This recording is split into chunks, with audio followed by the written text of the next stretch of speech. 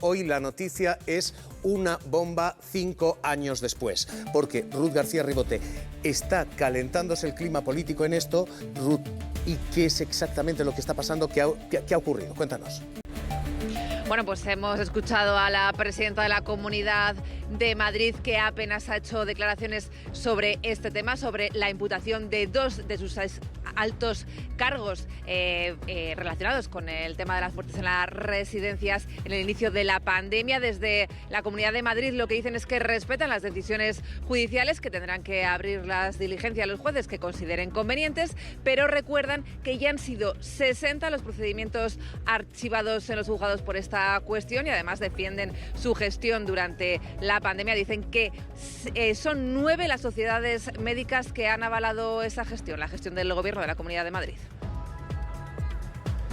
Investigados por la presunta comisión de un delito de denegación de asistencia sanitaria previsto en el artículo 511 del Código Penal a Carlos Moore y a Martínez Peromingo, antiguos directivos y responsables de los protocolos de derivación de las residencias de mayores en la Comunidad de Madrid. ¿Hasta qué punto está preocupada, presidenta? Es un asunto que estaba archivado hace 3 años. Ahora la Fiscalía ha cambiado de criterio y ha decidido reabrirlo, y es toda la información que tengo. Magistrado Martín Pallín, última cuestión. Como ve, nos está atropellando hoy el tema de las residencias. Señor Martín Pallín, ¿esto va a ir a más? Vamos a ver, esto que pueden estar viendo los espectadores son los 4 protocolos de fecha 18, 20, 24 y 25 de marzo del 2020. La Comisión Ciudadana llegamos a la conclusión de que estos protocolos eran discriminatorios y contrarios a los principios médicos. Es cierto que en ello se habla en 2 de criterios y en 2 de recomendaciones. Se pidieron los documentos. Al principio decían que eran borradores, ya aparecieron las firmas digitales, y se discrimina por razón de incapacidad, silla de ruedas, o por razón de deficiencia cognitiva, Alzheimer u otra enfermedad parecida. No se deriva, salvo, y este es el elemento más mortal y más rechazable que existe, salvo que tengan un seguro privado para pagar. Había camas, y precisamente en los centros de Quirón había camas privadas que habían ofrecido, y que a la comunidad le hubieran costado 800 euros. Pero no, si no tenían seguro privado, no podían ser derivados. Y último dato, estadístico, facilitado por la Comunidad de Madrid. El 45% de las personas de edad que fueron derivadas se salvaron. Proyectando esta cifra sobre los 7.291, se hubieran evitado 4.000 muertes. Que la gente valore. Creo que ahora está en el buen camino. Ha habido una discriminación por razón de enfermedad y discapacidad, y yo creo que los jueces tendrán, y la Fiscalía tendrán que actuar. Magistrado Martín Pallín, magistrado emérito del Tribunal Supremo, un placer escucharle, como siempre. Un abrazo, cuídese. Gracias, Javier, igualmente. Lo hemos oído, el argumento no era explícitamente, y no se decía iban a morir igual, pero hemos escuchado a Isabel Díaz Ayuso decir aquella frase de, bueno, es que no se podía evitar. Dice Martín Pallín, con otros protocolos 4.200 vidas se hubieran salvado. Hay 2 planos aquí. Hay un plano político evidente, porque esto es una bomba de relojería sobre el gobierno de Isabel Díaz Ayuso, que al borde de la prescripción, casi 5 años después, hoy ve cómo esto sí acaba en tribunales. 7.291 muertos más tarde, esto sí llega a tribunales, y hay efectivamente una defensa jurídica. Vamos a leerlas las 2, porque en la política el argumento fue aquel, el argumento fue el de Isabel Díaz Ayuso. No se dijo aquella frase de iban a morir igual, pero la frase era esta. Muertos en todas partes, en las casas, en los hospitales, en las residencias, todo colapsado. ¿Y sabe lo que sucedía también? Que mucha gente mayor, cuando iba a las residencias, a los hospitales, también fallecía, porque cuando una persona está gravemente enferma, cuando una persona mayor está gravemente enferma con el COVID, con la carga viral que había entonces, no se salvaba en ningún sitio. Y hubo mofa hacia los familiares. ¿Recuerdan ustedes en aquella sesión en el pleno del ayuntamiento y cómo el alcalde Almeida llegó a decir que aquello era merchandising y hubo rifirrafes que culparon incluso a Pablo Iglesias de las muertes en Madrid. Cuando 15 días más tarde Silencio, no señorías. podían más y no podían tomar una sola decisión, vino el señor Iglesias a decir que iba a tomar el mando porque era su responsabilidad y no hizo absolutamente nada. Se dio Silencio, la rueda de señorías. prensa y se fue a su casa a jugar a la PlayStation. Sus protocolos condenaron a morir a miles de mayores sin ir a un hospital. Las familias fueron señaladas como falsas familias. Esto es lo que llegó a decir Miguel Ángel Rodríguez, que algunas de ellas eran impostoras. Solo para corregirlo después, unas familias que han protestado se han quejado del trato en estos términos. No se derivó a los hospitales a personas porque eran mayores y porque vivían en residencias. Muriéndose, ahogándose en su cama, posiblemente solo. La doctora dijo que había hablado con el geriatra de enlace en el hospital, en el Ramón y Cajal, y que no era candidata a derivarla al hospital por su situación basal. No se puede olvidar que es un acto tan brutal hacia unas familias, hacia unos ancianos, hacia nuestras familias, que es imposible que lo podamos olvidar. Y no queremos, yo no quiero olvidarlo. Así que hoy hay una clave política y es esta. Antón Losada, ¿qué tal? Muy buenas tardes. Hola Javier, buenas tardes.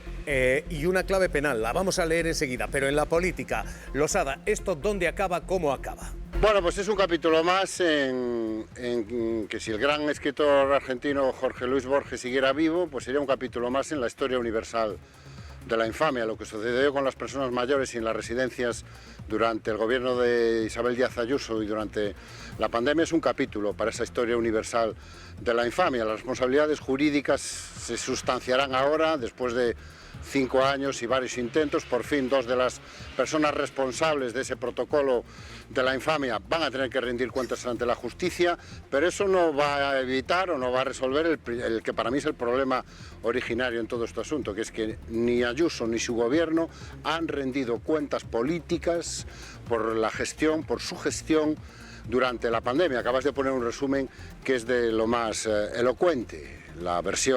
La única contestación que tiene Isabel Díaz Ayuso frente a su clara responsabilidad durante lo que sucedió en Madrid en la pandemia es que la culpa siempre es de otro. La culpa siempre es de otro. La culpa es de los familiares por querer a sus seres queridos. La culpa es de las personas mayores para estar enferma y morirse y ir al sitio inadecuado. Ella nunca es responsable de nada, Javier, nunca. Losada, ¿y esto va a cambiar? Porque ahora mismo se abre una vía penal y se pueden abrir otras 44 más. Hay 44 causas concatenadas pendientes de este cambio de criterio fiscal. Se pueden abrir 44 causas más, pero el Gobierno de Madrid da por saldadas las explicaciones ya. Hoy Ayuso literalmente lo ha despachado esto con una línea y señalando a los periodistas que le hacían preguntas sobre esto. ¿Esto va a cambiar políticamente o políticamente este asunto está muerto ya? Bueno, yo creo que políticamente no está ni de lejos muerto. Primero porque las muchísimas víctimas, esos miles de víctimas que murieron en las residencias sin que nadie les prestara la debida atención, merecen un respeto, merecen memoria. Eso es tener respeto y tratar con honor y con decencia a las víctimas. Segundo, porque tú mismo lo has dicho, el volumen de causas judiciales pendientes va a hacer que este asunto vuelva cíclicamente a la agenda. Por mucho control mediático y mucho control de la agenda mediática que Isabel Díaz Ayuso y su entorno puedan tener, al final la verdad judicial se va imponiendo, Javier, y si no, puede preguntarle a algunos compañeros de partido, puede preguntarle a algunos compañeros de otros partidos. La verdad judicial es lenta, pero acaba llegando siempre, como la muerte. Puedes despistarla, puedes hacerle truquitos, puedes retrasar, puedes hacerte el despistado, puedes decir no me llegó el email, no recibí tu comunicación, pero siempre acaba llegando. Y pues todo va a depender también de los partidos de la oposición.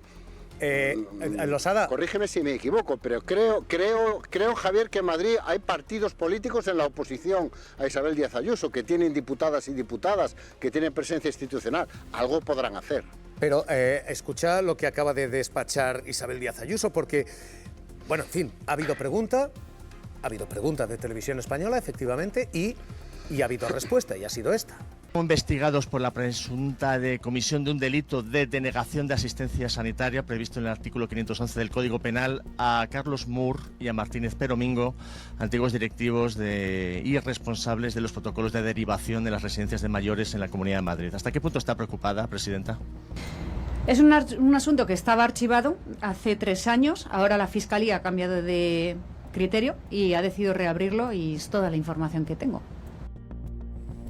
Esto después de, insisto, gestos que hemos visto como el que vivimos en el Pleno del Ayuntamiento de Madrid, cuando se manifestaban los familiares de las víctimas y se vivió aquella imagen en la que se les señalaba diciendo el merchandising. Losada, puede haber partidos de la oposición, pero la cuestión parece bastante saldada en términos políticos. En términos políticos, ¿esto puede pasar factura? ¿Tú crees de verdad? Yo no sé si va a pasar factura o no. Lo que sí te puedo garantizar es que va a estar en la agenda pública, va a estar en la agenda política y debería estar en la agenda mediática. Lo que hablábamos antes, los tiempos judiciales son lentos, pero siempre acaban llegando. Se inicia ahora una nueva incoación de investigaciones, de actuaciones, se buscarán las pruebas oportunas, y este tema, por mucho que el gobernante quiera echarle tierra encima y apartarlo, volverá a abrirse, y volverá a abrirse por una cuestión fundamental, que es si realmente recibieron la atención debida o no. Tú puedes, y si no le puede preguntar a su novio, tú puedes intentar retrasar la acción de la justicia todo lo cuanto quieras, puedes hacer todo tipo de trucos, puedes hablar con tu fiscalista para que te compre una casa y después te la regale o te la alquile en cómodos plazos. Puedes decirle a tu abogado que te defiende, después hacer como que, yo no sé de qué me está hablando mi abogado, no sé a qué delitos se refiere, pero antes o después tendrás que rendir cuentas. Y en cuanto a las responsabilidades políticas, bueno, se verá en el momento en que la gente vaya a votar, pero insisto, yo también quiero girar un poco el foco hacia los partidos de la oposición. Confírmame, Javier, hay partidos de la oposición en Madrid. Aquí tienen un elemento poderosísimo, porque no solo hablamos de la dignidad y la decencia de la memoria de miles de muertos, hablamos también de un ejemplo de lo que es el modelo de gestión de Isabel Díaz Ayuso, el modelo de gestión absolutamente irresponsable, basada en la subcontratación, en la derivación hacia entes privados sobre los cuales ni quiere, ni puede, ni va a tener nunca ningún control, y donde el objetivo fundamental es eludir cualquier tipo de responsabilidad. No en todas las comunidades autónomas hay un protocolo, como en el caso de Isabel Díaz Ayuso y del gobierno de Isabel Díaz Ayuso. ¿Qué es lo que se está investigando aquí? No se está investigando a Isabel Díaz Ayuso, ni si es buena o si es mala, no. Se está investigando un documento oficial de la Administración donde se establecía un sistema de no atención programado que puede incurrir en varios tipos penales. La vía penal es lo que ahora mismo se va a litigar y lo que ahora mismo se va a resolver. Y lo que se ha dicho ya se ha planteado. Hasta ahora lo que decía Carlos Moore, el hombre que se sienta, el responsable de esos protocolos de la vergüenza, era esto. Ante el juez decía: conseguimos trasladar una serie de residentes, apenas 23, los cuales fueron dados de alta en los siguientes días, y nunca más fueron admitidos pacientes de residencias porque dijeron que no contaban con los medios para atender a personas de la tipología del mayor institucionalizado. Es decir, que no se medicalizaron las residencias, ninguna, porque ni fueron al FEMA ni se llegaron a medicalizar. ¿Es así? Sí que hubo residencias donde se intervino, y hasta 379, donde se dotó de médicos, de enfermeras. Evidentemente, de 475 residencias de la Comunidad de Madrid, aproximadamente siempre se movieron entre 65 y 70 de residencias muy críticas.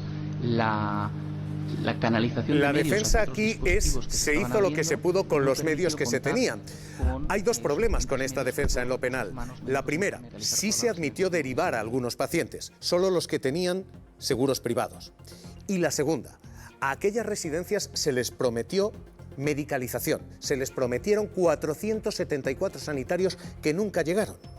Y esa es la siguiente batalla, porque Moore compareció ante el juez, pero compareció también ante una comisión de investigación para responder por esto. Oiga, ¿salvaron a los que tenían dinero? Oiga, ¿incumplieron ustedes la obligación de servicio público? Y Moore en esa comisión de investigación decía: mire, este protocolo geriátrico interno de funcionamiento, que fue elaborado por hasta 18 geriatras expertos y rubricado por mí en su momento, lo que buscaba era justamente llevar atención sanitaria in situ a los centros sanitarios, a los centros sociosanitarios, a las residencias de mayores. Entonces, los criterios de exclusión, ¿por qué eran? Porque usted se creía que iban a medicalizar las residencias, cosa que no pasó, y que les iban a atender ahí. Ninguna versión del protocolo, ni siquiera en el definitivo, privaba de dicho traslado a todos los residentes, simplemente establecía unas recomendaciones clínicas para dicho traslado y a nadie se le dejó sin tratamiento por ninguna aplicación de un papel. O sea, el cómo se aplicó iría cambiando, pero se hizo cada día lo humanamente posible. Bueno, algunos hicimos lo humanamente posible, otros muchísimo más.